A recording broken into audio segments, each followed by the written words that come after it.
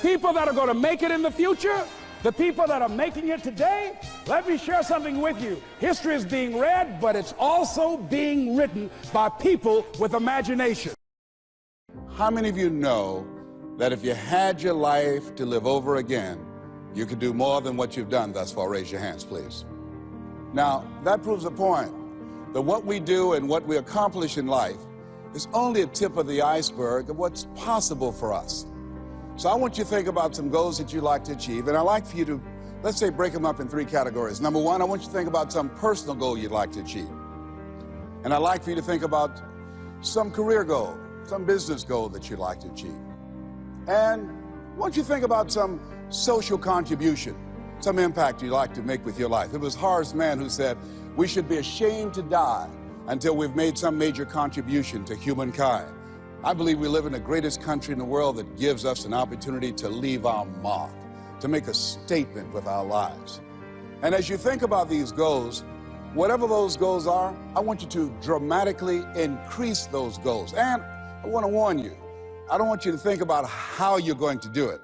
How is none of your business. The most important thing is just to increase those goals dramatically. I've found that most people fail in life, not because they aim too high and miss. Most people fail in life because they aim too low and hit. And many don't aim at all.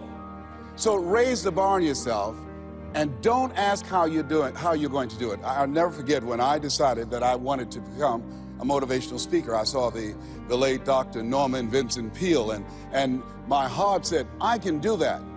But my mind asked the question, how?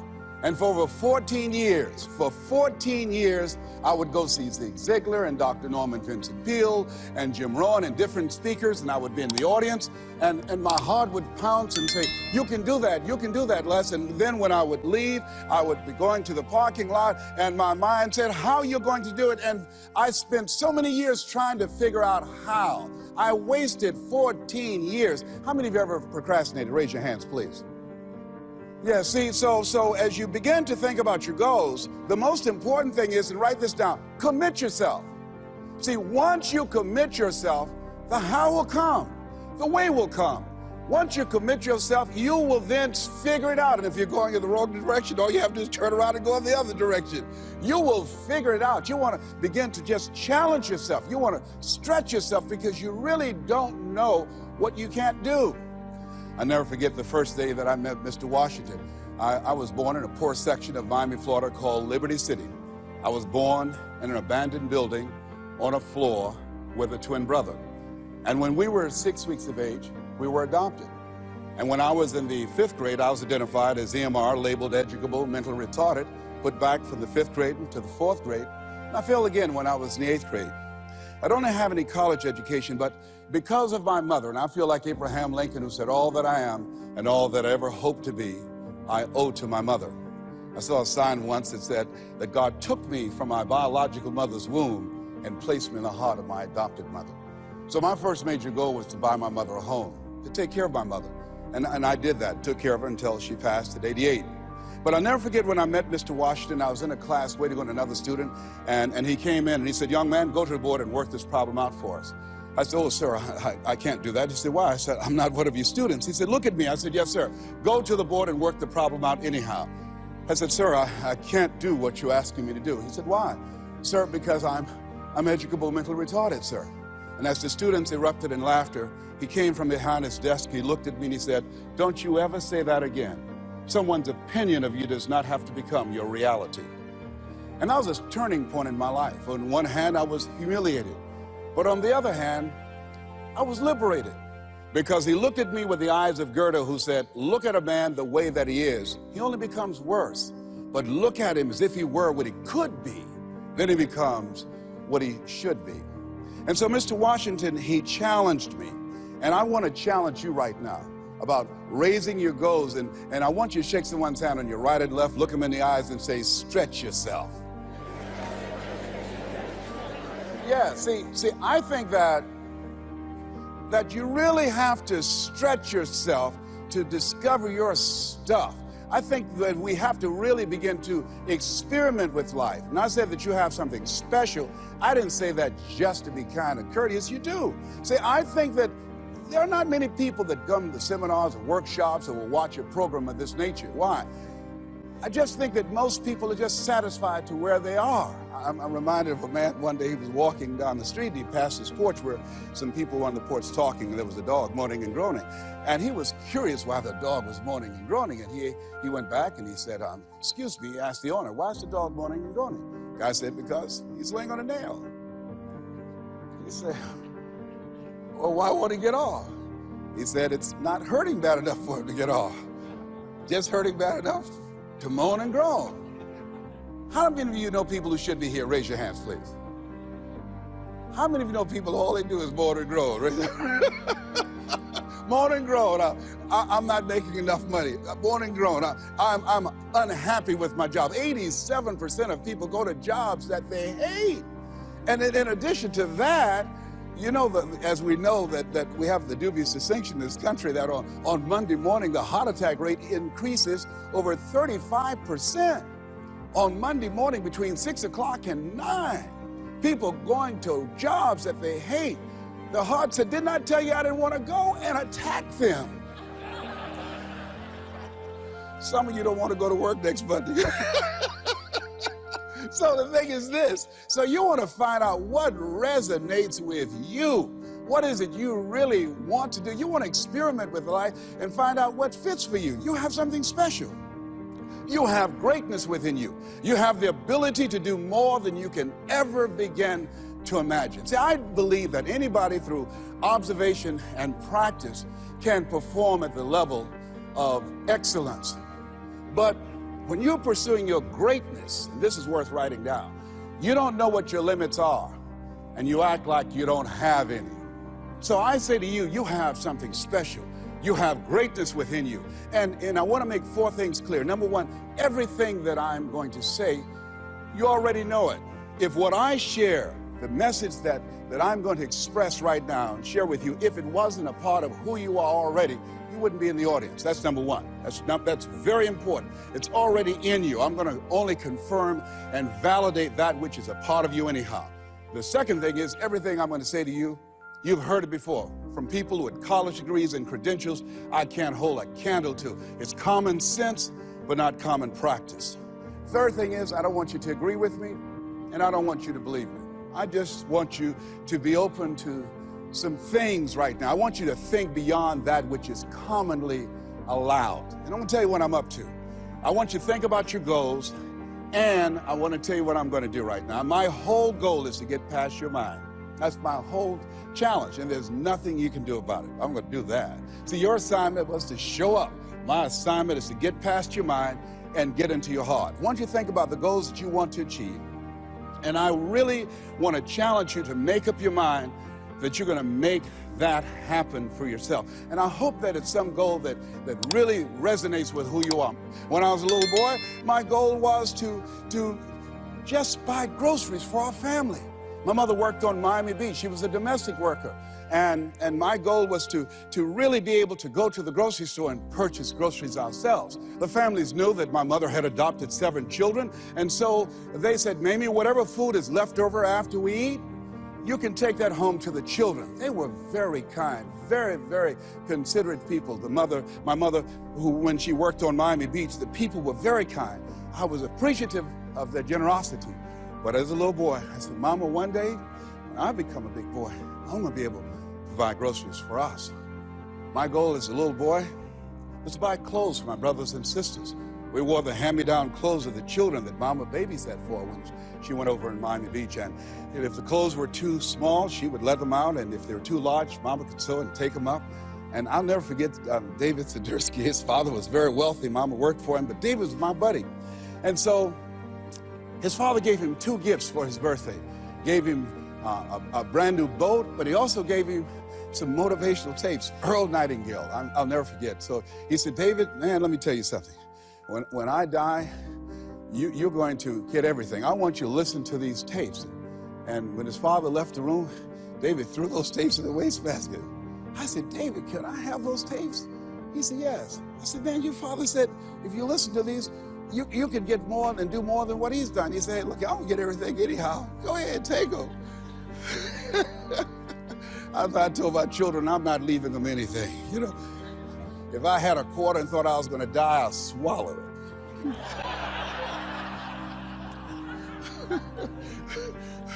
Write this down. It's not what you leave for your children, it's what you leave in them.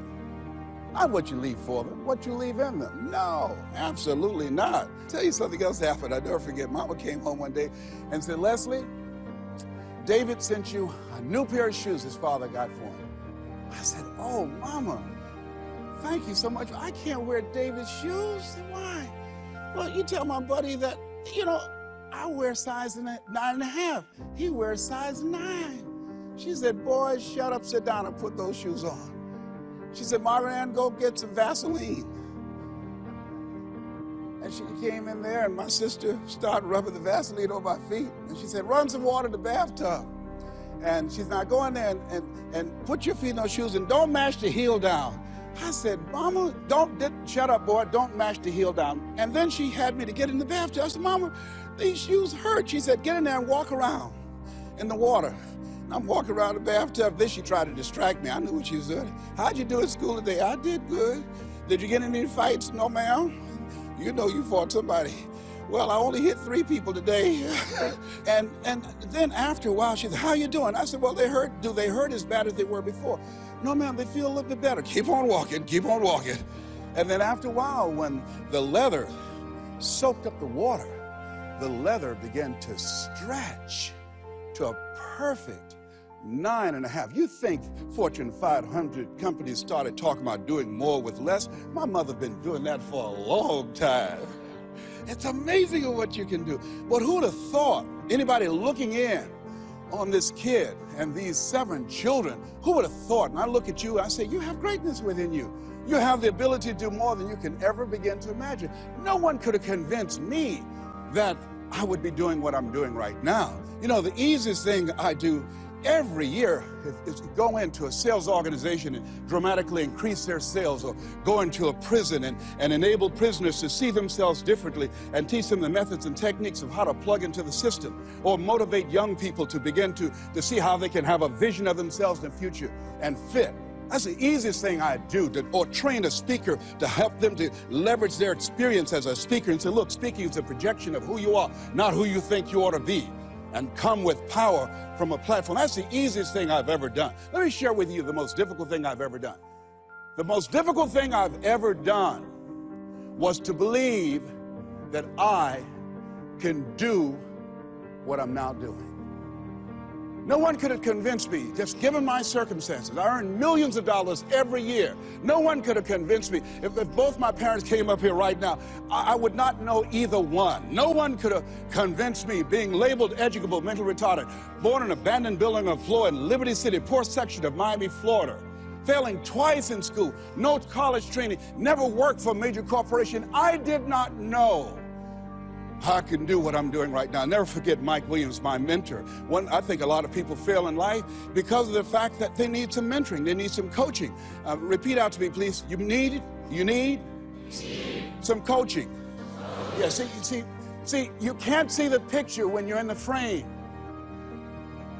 I remember Mike saying, Les, you can do this. Mike, how, man? Wait a minute, Mike.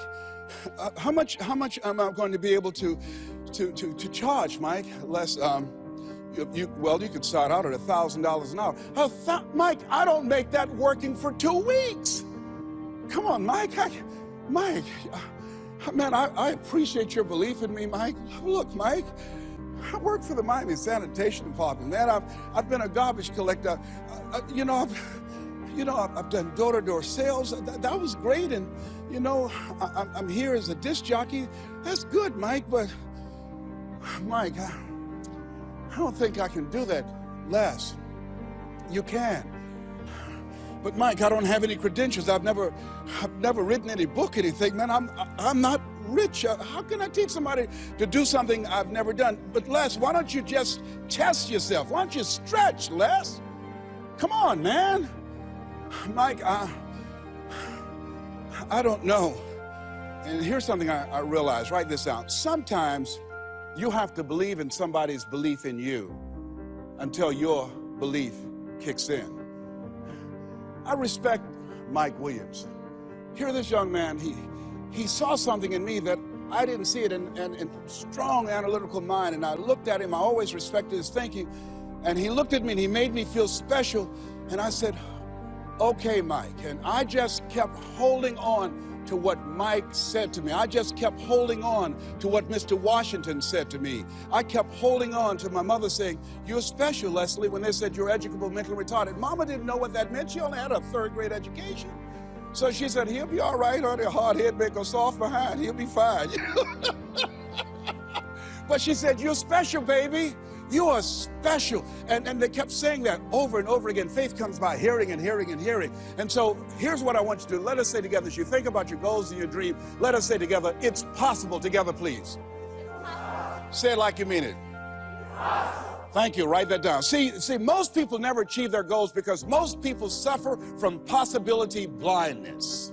They look around trying to think about the things that they don't have. Robert Roots, a young man who wrote a book about success principles of the 3 little pigs. He said, it's not what you don't have, it's what you think you need that keeps you from being successful or happy in life. It's not what you don't have. See, I was focused on what I didn't have. Don't have a college degree, don't have any credentials, never worked for a major corporation. I was focused on the negative things. It said, negative things are the things that you see when you're not focused on your goal. What do you come with? What is it that you have within you that you showed up to bring? Hey, Les, you don't know, but my dream is a long shot. A friend of mine, Dexter Yeager, said, when the dream is big enough, the odds don't matter. I'm reminded of a great man. When I was reading Time magazine talking about some of the great minds of the last century, they didn't mention his name, Dr. Howard Thurman, one of the mentors of Dr. Martin Luther King Jr., and also an advisor to Mahatma Gandhi and Albert Schweitzer. And he said, the ideal situation for a man or woman to die is to have family members standing around their bed praying with them as they cross over. But imagine, if you will, being on your deathbed and standing around your bed, the dreams given to you by life, the ideas that you never acted on, the talents, the gifts, the abilities that you never used. And there they are, standing around your bed, looking at you with large, angry eyes, saying, we came to you, and only you could have given us life. And now we must die with you forever. And the question is, if you died this very moment, what will die with you? What dreams? What ideas? What talents? What leadership potential? What greatness that you showed up to bring, that you allowed fear or procrastination to hold you back? Perhaps that's why Henry David Thoreau wrote the words, oh God, to reach the point of death, only to realize that you've never lived, only to realize that you've never scraped the surface of your potential. Repeat after me, please, with power, feeling, and conviction. I refuse to die an unlived life. Yes, shake someone's hand on your right and left and say, live your dream. Yeah, I think we should all resolve. I refuse to die an unlived life. Don't worry about the odds. You survived 1 out of 40 million sperms. You will never have those odds again. You beat those odds, you can win anything. Here's something else stops most people. You know what it is? Failure. Let us say together, I will fail my way to success. Yes, write that down. I will fail my way to success. See, 8 out of 10 millionaires have been financially bankrupt. 85% of people allow their fear of failure to outweigh their desire to succeed. And I believe that the reason that most people go so far in life, and Maya Angelou said it best. She wrote a poem. She said that most people go so far in life and then they park. They pull off the highway of life. Especially when they get some hits, especially when they've been rejected, especially if they have an illness, especially if they lose something. they park. And I take it further. They don't even turn on their emergency lights. It's not because that they are broken down. They don't want anybody to stop and say, hey, look here, I've got some jumping cables in my trunk. You need a jump? Hey, look here, there's a service station ahead about 3 or 4 miles. I have a can. I can take you up there and get some gasoline. Oh, no, I'm just fine. I had a talk show once, and highest rated, fastest canceled talk show in the history of television. Well, at least I had one. and I was excited. You know, when time I came into television years ago, television was based upon conflict and controversy. So I said, I want a solution-oriented talk show. First concept of that kind. High ratings. And the syndicators say, you just got lucky. Come on, let's do these other type of shows. You can be a Jerry Springer. Oh, no, that's not why I came here. No, I believe that we live in the greatest country in the world where we should hold ourselves to certain standards. I'm not going to come here and sell out on who I am. I'm not going to compromise. I'm not going to lower my standards for you. No, that's not why I showed up. And so they fired me.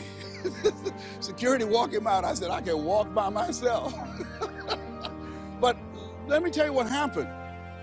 I took a hit and I parked. It wasn't that I didn't have the ability to do more. My concept was good. But what happened when I took the hit, when they canceled the show, I canceled myself. When they said the show is going to be taken off television, it won't work, I told myself, Les, you can't succeed in television. And I parked. You know what I did? I went back to my comfort zone.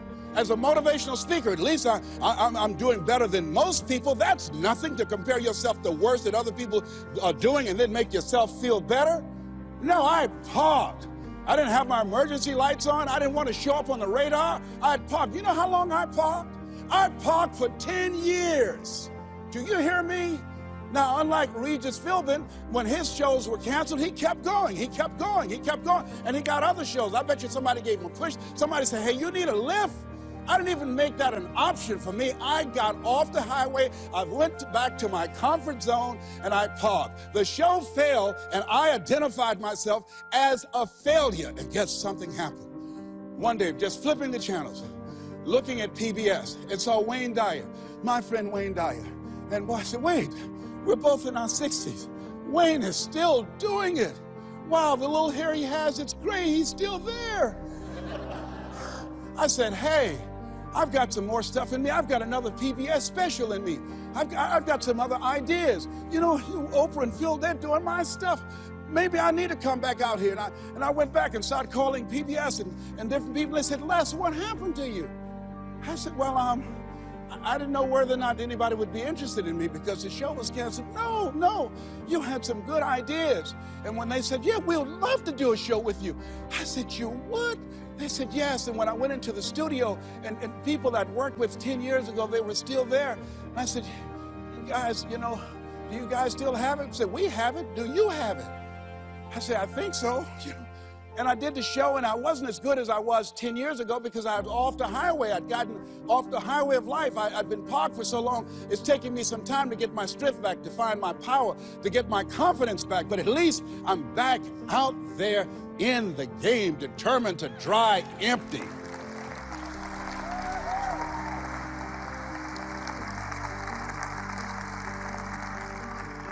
So I say to you, see, I only attract millionaires or millionaires in training.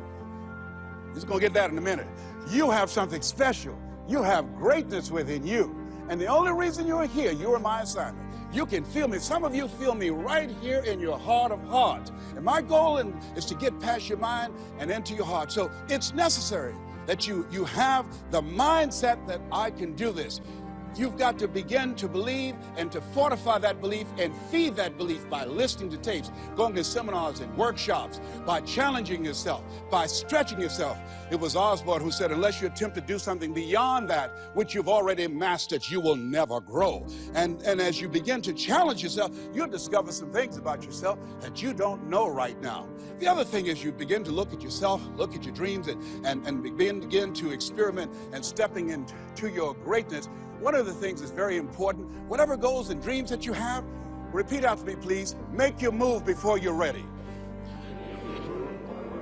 You have Price Pritchett, who's a great motivator and trainer, said, make your move before you're ready. We're instructed in life to walk by faith and not by sight. See, you want to really begin to stretch yourself. You want to become a risk taker. You want to raise the bar on yourself. Most people won't do that. See, most people engage in low-life living, low-risk living. Viscott said, if you're not willing to risk, you cannot grow. And if you cannot grow, you cannot become your best. And if you cannot become your best, you can't be happy. And if you can't be happy, then what else is there? I like what Helen Keller said, life is short and unpredictable. Eat the dessert first. And so you want to begin to take some chances. You want to begin to challenge yourself and make it okay to fail and learn from your failures. Don't allow fear of failure and the allure, the attractiveness of playing it safe in life to draw you in. You can't get out of life alive. You got to die to leave here. I want to share some thoughts with you. Have you ever had moments of breakthroughs that you said, you know what? I need to share this. And I want you to like this page and share it. For some reason, I don't know why, but things have been dropping into my... People that are going to make it in the future, the people that are making it today, let me share something with you. History is being read, but it's also being written by people with imagination.